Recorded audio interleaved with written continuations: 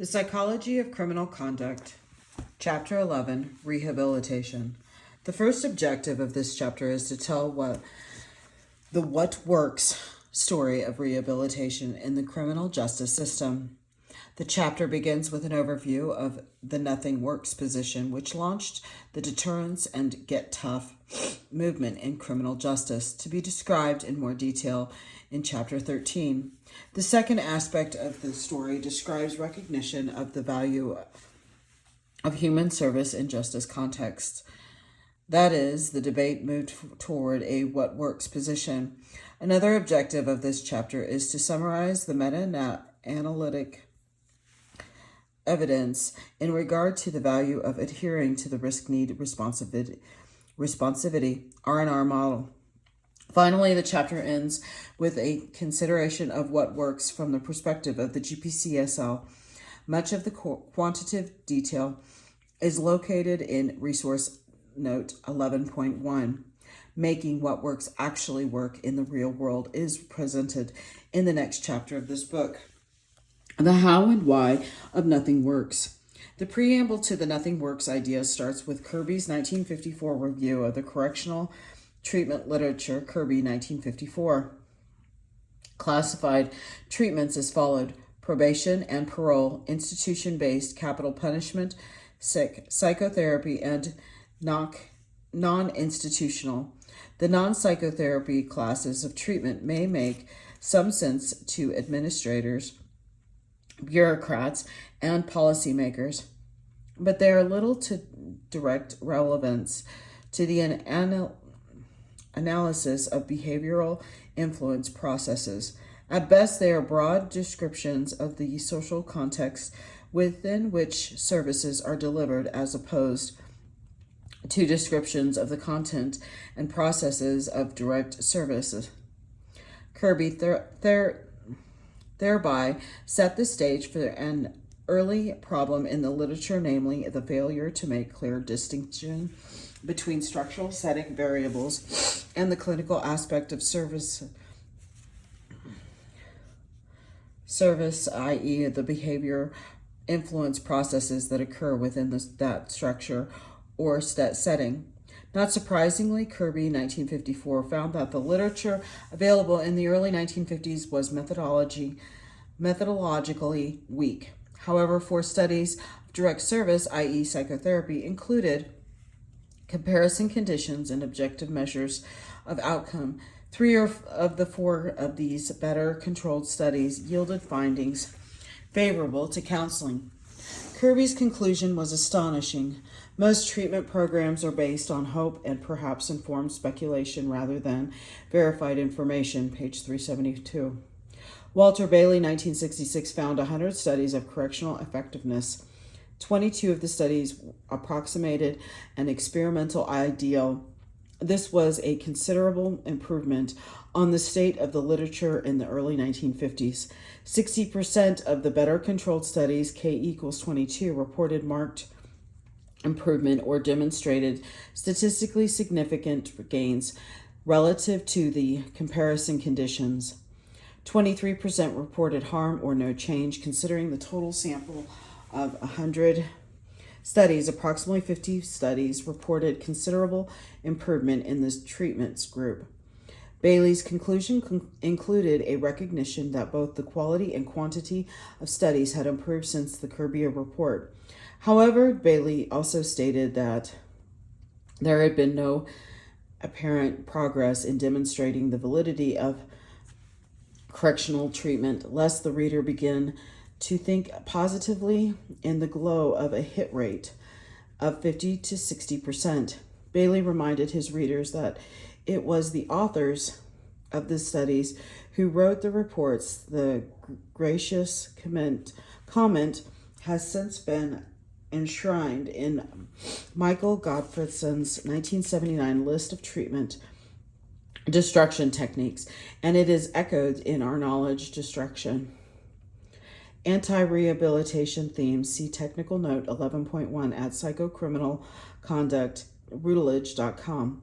Treatment of knowledge destruction proliferated in the 1970s. Charles Logan, 1972, examined 100 studies and summarized their findings as follows. High success K equals 20, good success 35, fair success 15, failure 16, and can't say 14. The latter category included 3 studies in which the success varied with particular combinations of clients and treatment. Overall, 73 studies provided some evidence of success, 16 were clear failures, and 11 had unclassified outcomes. Despite finding that almost 3/4 of the studies were successful, Logan's interpretation of the findings was negative. Logan found that not a single study was methodologically adequate. Thus, Logan was able to conclude, no research has been done to date that enables one to say that one treatment program is better than another, or that enables us to examine a man and specify the treatment he needs. There is no evidence that probation is better than institutions, that institutions are better than probation, or that being given a parole is better than escaping. Much of what is now being done about crime may be so wrong that the net effect of the actions is to increase rather than to decrease crime. Now we come to the review conducted by Martinson, 1974, and his colleagues, Lipton, Martinson, and Wilkes, 1975, and Nothing Works. Their summary of studies was a major accomplishment. 231 controlled studies were examined, carefully described, and tabulated. Depending upon how the studies are classified, some 40 to 60% of the studies included reports of positive effects on at least some types of offenders. 138 studies included measures of recidivism. Furthermore, if studies of problem, parole, and imprisonment are removed as treatments, 83 studies are left, with 48% showing a reduction in recidivism. The conclusion drawn by Martinson and his colleagues took various forms both in the original review articles and in subsequent commentaries, but the dominant message was nothing works. Martinson himself never used the term, but it very quickly became the label for his analysis. The Martinson Review also served to demonstrate knowledge destruction. Studies that reached negative conclusion regarding the effectiveness of treatment were accepted almost without question. Studies that were supportive of treatment were subjected to intense criticism of pseudoscience variety. These techniques included stressing the criterion problem, contaminating the treatment, and discounting the underlying theory. See below for definitions of these techniques. What was almost never considered in these reviews was the possibility that the reasons provided for discounting the positive findings are the very factors that may be responsible for hiding or underestimating the effects of treatment. For example, unreliability and the measurement of outcomes variables such as recidivism, the criterion problem should decrease, not increase. The chances of detecting the effects of treatment, unreliability of measurement is a possible reason why effects are not found, and not a reason why effects are found. Similarly, errors in the conceptualization of crime and treatment should have the effect of preventing positive outcomes, not of promoting them. If the psychological model of crime is wrong, discounting the underlying theory would not expect to find any effects when service is guided by the model. A primary example of the contaminating the treatment is to suggest that the positive effects of counseling reflect nothing but the natural interpersonal skills of the counselor. If the findings are that counseling is effective when it is offered by interpersonally skilled therapists, so be it. Such a finding begins to say nothing about the conditions under which counseling is effective. It is not a reason for discounting treatment. Very soon after publication, Martinson was challenged, Adams 1975, Palmer 1975. Ted Palmer's paper was a particularly strong document because his descriptions of effective programs were often direct quotes from the descriptions provided by Martinson and his colleagues. What remains largely forgotten is that today is that Martinson had the courage to recant and admit that while some programs did not work, others clearly did not provide positive evidence of effectiveness. I have often said that treatment is impotent. The conclusion is not correct. Martinson, 1979, page 254. However, Martinson's turnabout on the effectiveness issue was too late. The damage was done. Mainstream criminologists and the conservative public seemed ready to promote the punishment of lawbreakers. The fact remained that positive and promising evidence resided in the research literature. Indeed, positive evidence was growing at a fast rate. Paul Gondreau and Robert Ross prompted many people to look again at the evidence. Gondreau and Ross, 1979. Their updated review was impressive. 95 experimental or quasi-experimental studies were published between 1973 and 1978. 86% of those reported positive outcomes. Not all of the 95 studies approximated the experimental ideal, but the evidence from studies published in the early 1970s was, like the earlier evidence, more supportive than unsupportive of correctional counseling. Then in 1990, Andrews and Bonta and Hodge, 1990, described the clinically relevant and psychologically informed principles of risk, need, and responsivity. The R&R model provided a new lens to view the rehabilitation literature. The birth of what works. By 1990, the number of reports published in English on controlled evaluations of community and correctional interventions with justice-involved persons was fast approaching 500. It was clear that, on average, treatment reduced recidivism to at least a mild degree. Even some skeptical scholars agreed with this fact, as many authors had been suggesting. Over the 1970s and 1980s, some approaches to treatment were clearly better than others. The early formulation of the R&R model in 1990 provided a psychology-informed explanation of why treatments were more effective than others. The principles of effective treatment were hypothesized to apply regardless of the setting within which treatment was delivered. Example, within probation services or prisons. Andrew Zingers and colleagues, 1990, tested the principles of risk, need, and responsivity in a meta-analysis of 154 treatment comparisons, 30 of which were assigned to the criminal sanction set. Criminal sanctions involve variations in the type of severity of judicial processing. These included, for example, official processing versus police cautioning and probation versus closed custody. Analysis of the 30 comparisons of criminal sanctions revealed that not a single positive correlation of 0.2 or greater was generated. Overall, the association between criminal sanctions and recidivism was minimal, negative 0.07. The fact that the effect size was negative indicates that more as opposed to less criminal justice processing was associated with slightly increased recidivism rates.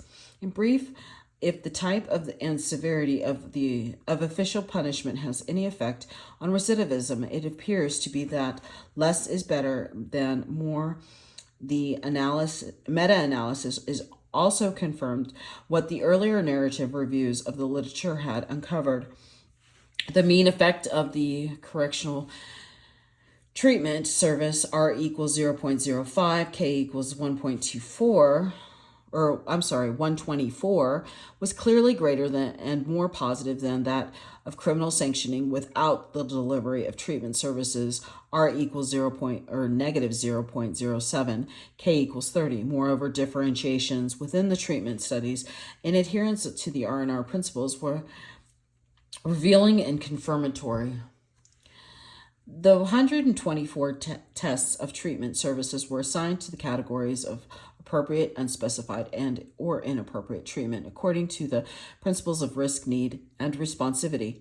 Few studies, however, differentiated clients according to risk, and not many studies were clear on the criminogenic needs that were being targeted in treatment.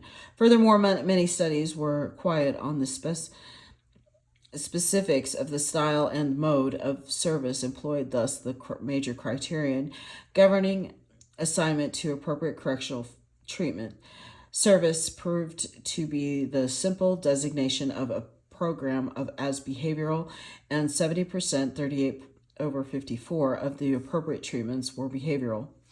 Additional treatments in the appropriate set were those clearly delivered to higher risk cases, structured programs that were specific and appropriate regarding criminogenic need.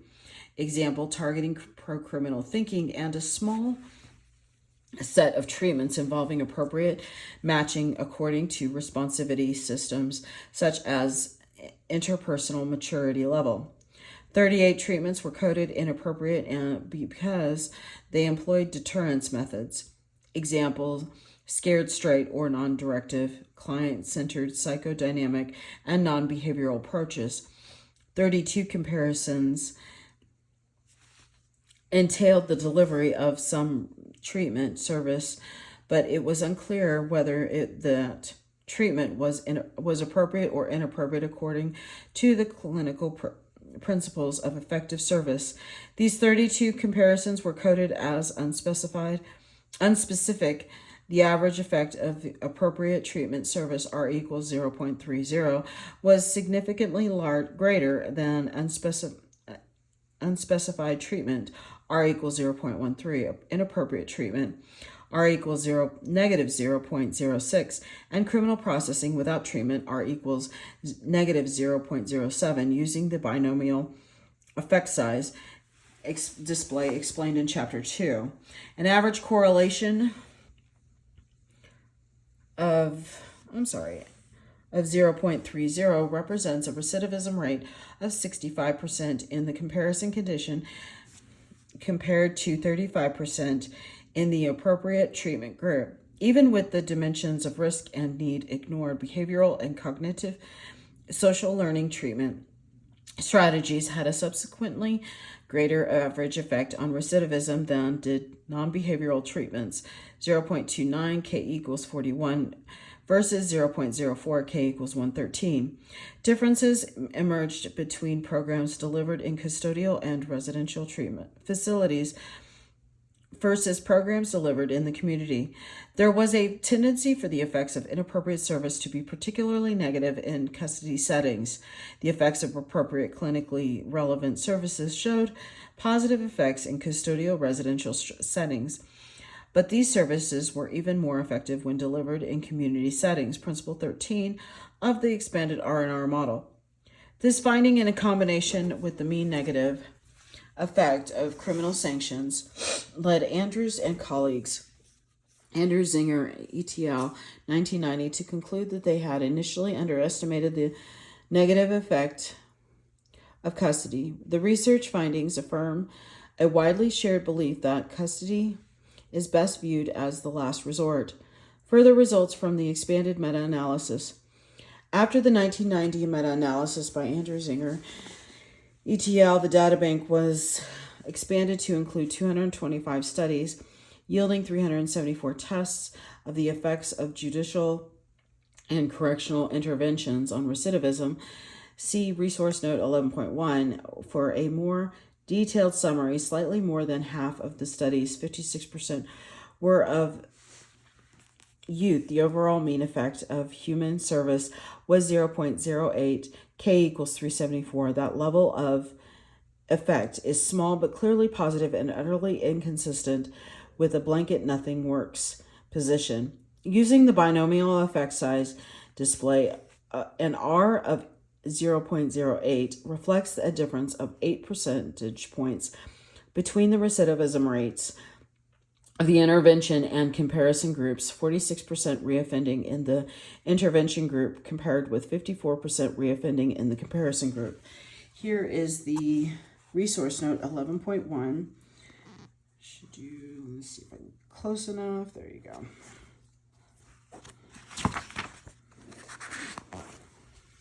And here is this part. And then 11.2, the mean effect sizes. And here is the last part of that. The mean R of 0.08 is an average and the 95% confidence interval of 0.06 to 0.10 does not contain 0.00. In other words, correctional interventions do have an effect on recidivism. There is, however, a tremendous amount of variability around that mean. The poorest treatment outcome within all 374 estimates is an area of negative 0.40, while the best single outcome is in the area of positive 0.80. Perhaps the really interesting question is, what are the sources of this variation? The overall pattern of results favoring clinically appropriate human service continued in the expanded sample of studies, see figure 11.1, with the coding of risk, need, and responsivity once again defining appropriate treatment. The mean correlation coefficients with reduced reoffending were as follows.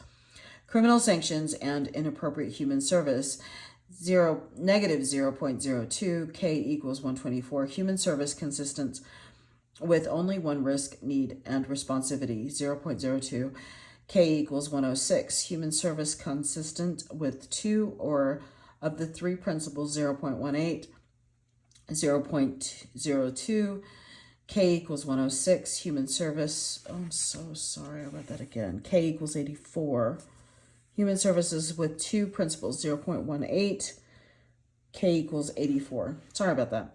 An appropriate service consistent with all three principles, 0.28, K equals 60. Breaking down the findings and as expected from the principle 13 of the R&R model, i.e. community-based services are preferred, the impact of R&R is enhanced when delivered in a community setting. Also noteworthy is that sanctions and inappropriate human service have a more detrimental effect when delivered in custodial residential settings. Here is it's a close-up of the graph. In the Andrew Zinger ETL 1990 report, the risk principle was assessed within those particular studies that allowed such exploration. That is, within any particular study of a particular treatment program, if the effects of treatment were reported separately for lower and higher risk cases, then separate estimates were placed in the meta-analysis. The estimate for the higher risk subgroup was placed in the appropriate treatment category, and the estimate for the lower risk group in the inappropriate treatment category. In the 1990 report, there were clear differences with much larger effects found in the higher risk subsamples relative to the lower risk samples. The expanded meta-analysis confirms the pattern as displayed in figures 11.3. Programs that targeted higher risk offenders, R equals 0.10, K equals 278, showed a higher risk association with reduced recidivism compared to interventions targeting lower risk offenders, R equals 0.03, K equals 96. So here is this chart. The need principle in the 1990 review was applied in a less than direct manner. In the expanded meta-analysis, a more methodologically rigorous approach was adopted to evaluate the need principle. The dynamic risk factors supported by PCC were rewritten in terms of more promising and less promising intermediate targets of change. Also counted was the number of promising targets represented in treatments programs, as well as the number of less promising targets represented in treatment programs. The mean effect size of studies programs that targeted a greater number of more promising targets was 0.19, K equals 169, compared with a mean R of negative 0.01, K equals 205 for studies of programs that emphasize less promising targets. See figure 11.4. The importance of the need principle should not be underestimated. Programs that placed a greater emphasis on less promising intermediate targets tended to increase reoffending rates. Not one program that targeted non-criminogenic needs predominantly was associated with reduced recidivism. The reviews described here show that the objective of and quantitative findings of the existing literature on correctional effectiveness do not support a nothing works perspectives. The nothing works perspective makes sense only if one limits one views of the effects of treatment that the literature which deals with the effects of the type and or severity of official processing and sanctioning of recidivism. In dramatic contrast, the research literature on the effects of treatment offered under a variety of conditions of official processing has revealed positive effects on average and notably positive effects when the principles of risk, need, and responsivity have been applied. Independent meta-analytic summaries of the effects of R&R programming. The possibility of large reductions in recidivism resides in delivering appropriate treatment services to people in accordance with the R&R model or R&R principles. Of course, the evidence provided comes from the authors of the R&R model. And if one wished to use the knowledge destruction technique of question the motives and objectivity of scholars, then the relevance of R&R can be discounted. However, independent reviews of the treatment literature confirm the value of the R&R principles. There are many meta-analyses of the effectiveness of correctional treatment. McGuire, 2004, identified more than 20 or more than 40 meta-analytic studies, and today the number is much higher. The vast majority of the meta-analytic studies of correctional treatment tend to focus on particular programs or types of programs. Reviews of types of programs are often defined by the methods employed. Example, cognitive behavioral therapy, Lipsy, Landenberg, and Wilson, 2007. Social skills training, Vendor, Stow, Goebbels, ETL, 2021, by intermediate targets. Example, substance misuse, and by who is served in treatment. Oh my goodness. As the authors of the R&R model tried to do, Mark Lipsy, 2009, and Lacey Pappas and Amy Dent, 2023, are also interested in a broader and more general understanding of the principles of effective correctional treatment. They refer to studies that collect and meta-analyze all the available research on the effects of intervention rather than limit their reviews to types of programs or types of offenders. Their approach, however, was quite different. The reviews were theoretical and heavily descriptive. The analysis were not associated with theories of crime or even with theoretical positions in regard to the processes of behavioral influence and behavior challenge. Basically, these two important meta-analyses worked with sets of potential moderators of effect size estimates as described below. Study methodology, types of measure of recidivism, cognition, arrest, self-reported, follow-up period. Design issues, example, random assignment matching covariate adjustments, publication bias, peer-reviewed journal article, book type or book chapter, sample size, unpublished. Characteristics of the samples, mean age, gender, mix, risk level, history of aggression. Supervision and control, none diverted from justice systems, probation, parole, incarceration, setting, institutional custody, type of intervention. Particular types within the following categories: surveillance, example, intensive supervision, deterrence, example, scarred, straight, specialized courts, restorative, example, restitution, mediation, Counseling, example, individual, mentoring, family, group. Skill building, example, behavioral, contracting, cognitive behavioral, social skills training. Amount and quality of service usually assessed by the program evaluators' involvement in the design and the delivery of the service program. Lipsy's 2009 meta-analysis included 548 samples of juveniles aged 12 to 21 years. The overall mean effect of human services was 0.06. Pappas and Dent 2023 summarized 48 meta-analysis and found an average effect size of 0.09 for treatment close to that found in the expanded R&R meta-analysis for those under the age of 19, 0.10. However, both reviews also reported considerable variability in the findings. The following were some of the findings that differentiated less effective and more effective interventions with young offenders that supported the R&R principles. R&R Principle 4 introduced human service. Lipsy therapeutic interventions were significantly more effective than interventions based on control or coercion. Example, the mean effect size for counseling was 0.07 and negative 0.01 for deterrence. Pappas and Dent effect sizes for therapeutic interventions varied from 0.10 to 0.23. Deterrent programs such as shock and incarceration were associated with increased recidivism. R&R Principle 5, risk. Lipsy effectiveness increased with the risk level of youth. Pappas and Dent effectiveness was diminished with less of serious cases. R&R Principle 7, general responsivity. Lipsy cognitive behavioral programs were most effective, with behavioral programs ranked second. Pappas and Dent, strangely, cognitive behavioral interventions were modestly related to reduce recidivism, 0.10.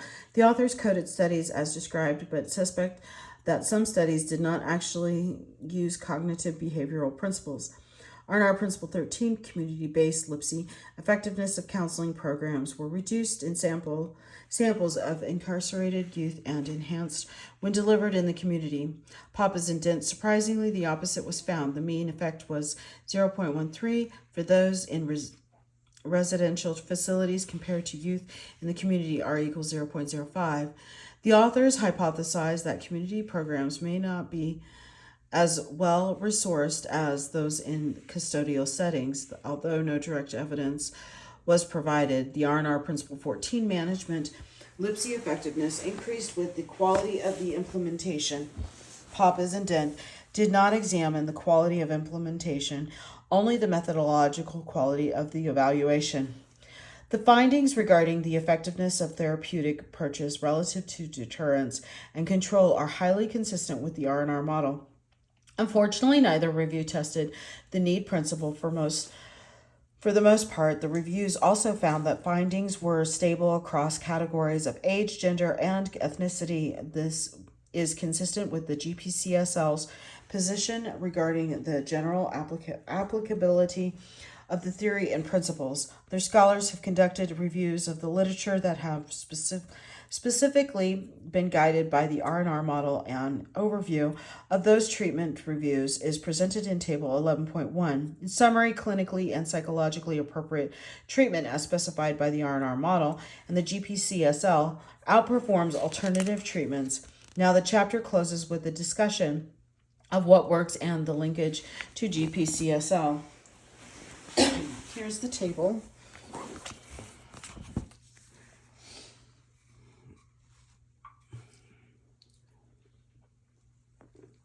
And let me see if I can close in on the findings. It's got a glare. Sorry about that. GPCSL and intervention. The central 8 risk need factors are closely linked with the GPCSL model of criminal conduct. The mechanisms of reinforcement, punishment, antecedent control, and modeling are fundamental cognitive social learning processes. General responsivity. GPCSL also stresses GPCSL-based staff practices, Principle 14 of the R&R, and two fundamental principles of interpersonal influence that are judged important are the relationship principle. Interpersonal influence is greatest in situations characterized by open, warm, enthusiastic, and non-blaming communication, and by collaboration, mutual respect, liking, and interest.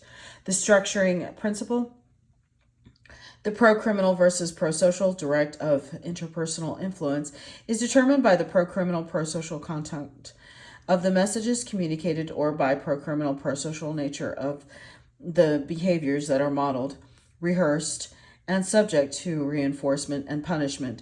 The structuring dimensions reflects the use of effective authority practices, pro-social modeling, differential approval and disapproval, problem solving, skill building, advocacy, the structuring aspects of motivational interviewing, and cognitive restructuring.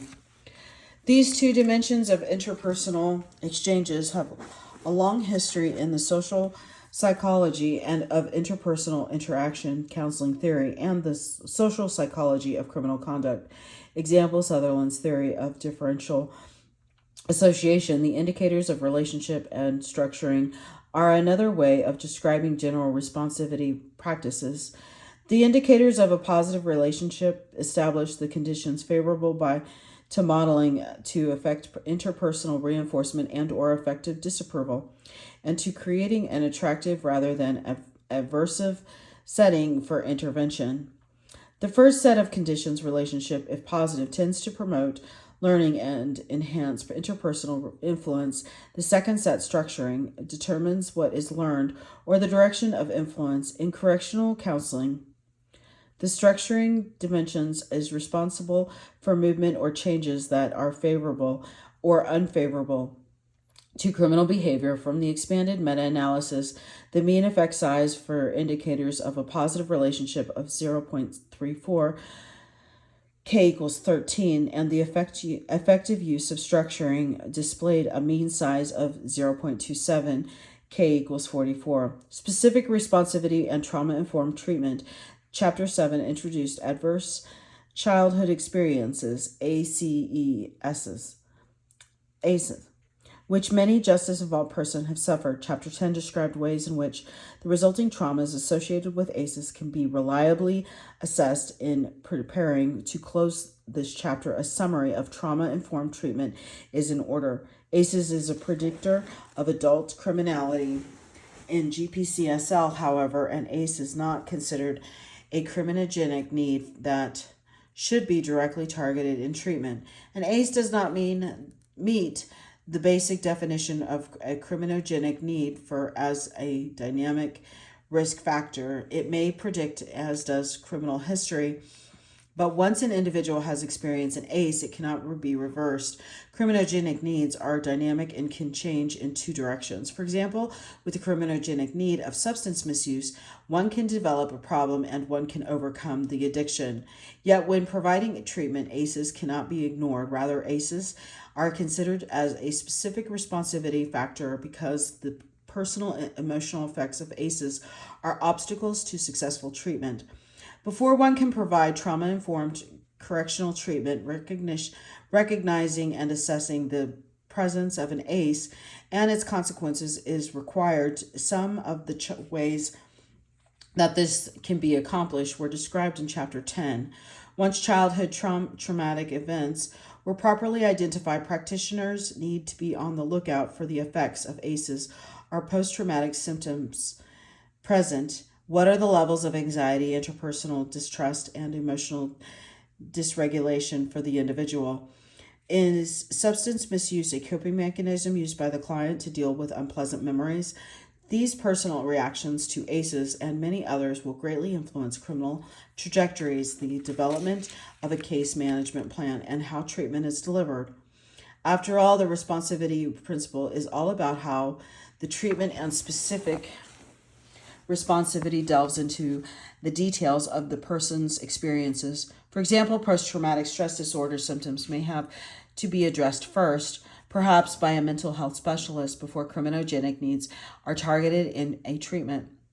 A number of trauma-informed interventions have been developed, and many are cognitive behavioral based. cognitive behaviorally based, Zettler, 2021. These approaches attempt to enhance therapist-client collaboration by creating a non-confrontational environment of trust and safety. The relationship dimension of interpersonal influence is paramount in trauma-informed care. The emergence of trauma-informed treatment for all justice-involved persons is a relatively new area, although it has been present for decades in the treatment of women, Lear, 2021, and approximately 15 years for youth, Zettler, 2021. A meta-analysis of treatment-informed treatments for youth, K=30, found significant increases in emotional well-being, but no effect on delinquency. However, another study reported that when the risk and need principles are applied in trauma-informed care, reductions in recidivism were found. Integrating this area with the R&R model will hopefully improve the lives of many correctional clients. Closing comments. An overall model of programming suggests that the design and operation of effective programs are contingent upon a number of factors. One, selecting appropriate criminogenic needs, which, if changed, are associated with shifts in the chances of criminal behavior. Offering services that are able to produce the desired changes in criminogenic needs, i.e. services along with the relationship and structuring dimensions. Building a program structure that will support effective process, for example, selecting and training staff in ways compatible with the desired process and outcome. Matching cases and programs to clients according to risk, need, and responsivity. Conducting programs with due concern for justice, ethicality, and cost effectiveness. Paraphrasing Andrews and Kessling, 1980, pages 462 to 463. Effective rehabilitative efforts involve workers who are interpersonally warm and tolerant and flexible, yet sensitive to conventional rules and procedures. These workers make use of the authority inherent in their position without engaging in interpersonal domination, i.e. they are firm but fair. They demonstrate in vivid ways their own prosocial attitudes, values, and beliefs, and they enthusiastically engage the client in the process of increasing rewards for non-criminal activity. The workers exposes and makes attractive the alternatives to pro-criminal attitudes, styles of thinking, and ways of acting. The worker does not depend upon the presumed benefits of a warm relationship with their clients and does not assume that they will self-discover these alternatives. The alternatives are demonstrated through words and actions, and explorations of the alternatives are encouraged through modeling, reinforcement, and specific guidance. Worth remembering. Number 1.